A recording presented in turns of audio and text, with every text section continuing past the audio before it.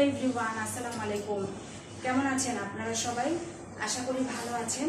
আমি অ্যাডভোকেট হালিমা আক্তার কমা আজ আপনাদের সাথে আলোচনা করব ফৌজদারি কার্যবিধি থেকে যে টপিকটি নিয়ে, সেটি হলো ট্রান্সফার অফ ক্রিমিনাল কেসেস, অর্থাৎ ফৌজদারি মামলায় স্থানান্তর। তো এক ফৌজদারি আদালত থেকে অন্য ফৌজদারি আদালতে অথবা এক এলাকার ফৌজদারি আদালত হতে অন্য এলাকার ফৌজদারি আদালতে মামলা স্থানান্তর করার প্রয়োজন হতে পারে।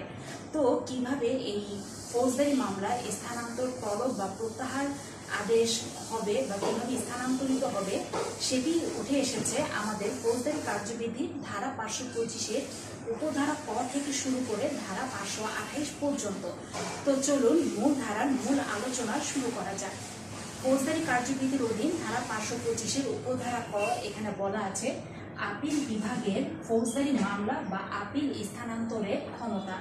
অর্থাৎ এই ধারা অনুযায়ী মনে রাখবেন যে আপিল বিভাগ ফৌজদারি মামলা বা আপিল স্থানান্তরের আদেশ প্রদান করতে পারেন ন্যায় বিচার প্রসারিত করার জন্য, অথবা মামলা বা আপিলের পক্ষগণ কিংবা সাক্ষীদের সুবিধার জন্য ফৌজদারি মামলা বা আপিল হাইকোর্ট বিভাগের এক স্থায়ী বেঞ্চ থেকে অন্য স্থায়ী বেঞ্চে অথবা হাইকোর্ট বিভাগের এক স্থায়ী বেঞ্চের এখতিয়ারাধীন আদালত হতে অন্য স্থায়ী বেঞ্চের আদালতে স্থানান্তরিত হতে পারে বা স্থানান্তরিত করার জন্য আদেশ দেয়া যেতে পারে।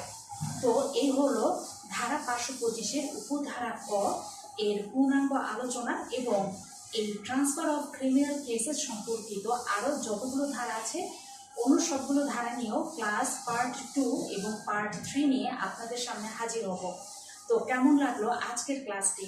অবশ্যই আপনাদের মূল্যবান মন্তব্য কমেন্ট বক্সে লিখে যাবেন, এবং আমার সাথে যুক্ত হতে আমার ইউটিউব চ্যানেলটি সাবস্ক্রাইব করে এবং ফেসবুক পেজটিতে ফলো বাটন প্রেস করে সাথেই থাকবেন। ধন্যবাদ সবাইকে।